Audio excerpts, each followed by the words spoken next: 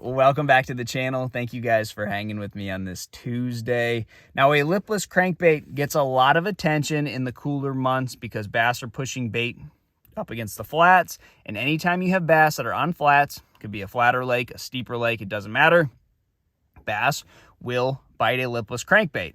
Now, if you have a flat lake where bass roam those flats year round, you know how good this bait can be no matter when.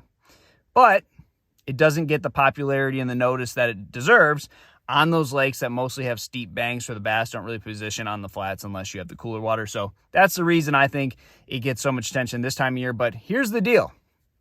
This is something I missed for quite a while until I took my fair share of beatings from guys fishing out of the back of my boat. So here's the 1/2 ounce. Here is the 1/4 ounce. If you can see, the size isn't really much different there.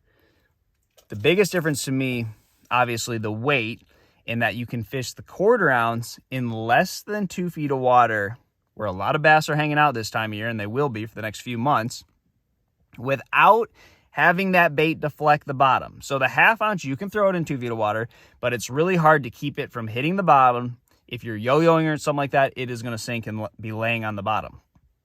That catches bass sometime. Not saying it doesn't. But to the fish, the 1/4 ounce and the 1/2 ounce in super shallow water are completely different baits. If you've ever tried this where you're throwing the 1/4 and your partner's throwing the 1/2, let's say you're fishing grass and the grass is only underneath the water this much, the 1/4 on days will catch 100% of the bass and you can't catch anything on the 1/2. And the same thing goes if there's no grass and you're just in less than 2 feet of water, you can fish through those areas with that 1/2 ounce and not get any bites and be catching them like crazy on that 1/4 ounce. So it all goes down to the retrieve. There are days, if you're fishing out a little deeper, where you may be yo-yoing it, catching them like crazy, and if you try straight retrieving it, you're not getting any bites. Vice versa, there may be days where they're not biting it on the fall, they want it up, and you'll get all those bites just straight retrieving it. So it is crazy. I don't necessarily think I have witnessed another bait that is like this, where if you don't have the right size and the right retrieve, it makes all the difference in the world. Almost to the point, like I said earlier,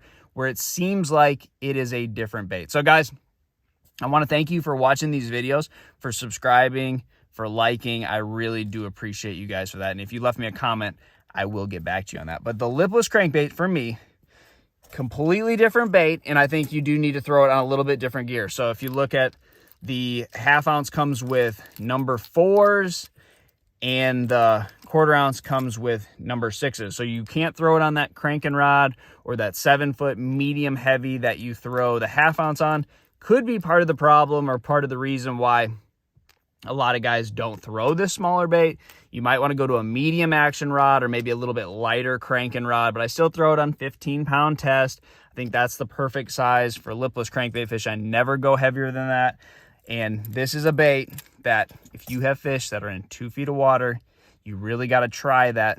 If you're going to, exhaust all your effort on the lipless crankbait, you haven't really thrown it until you tried the lighter, smaller size. So try that, guys. Good luck to you, and I'll see you on the water.